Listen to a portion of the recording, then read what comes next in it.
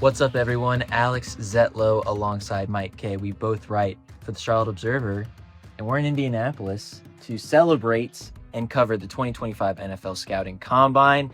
Mike, we just got out of conversations with Dan Morgan and Dave Canales. There's a whole bunch of contracts up in the air. Well, I mean, the Panthers, especially EVP of Football Operations, Brent Tillis, is busy talking to agents, trying to figure out guys who are currently on the roster, their contract situations, as well as pending free agents.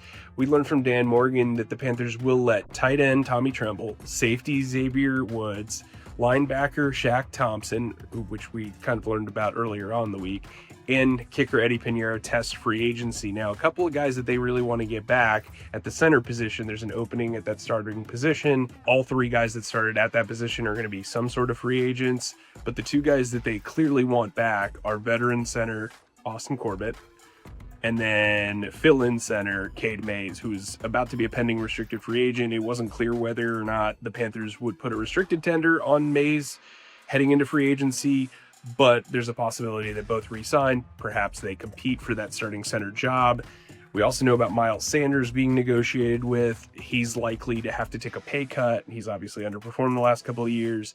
The Panthers seem to have open options there. And then the most interesting one, in my opinion, is Taylor Moton, who has a plus $30 million cap hit. Now, that's not what he's getting paid this year, but that's how he will affect the cap. And that's like a good chunk, 10% of the salary cap.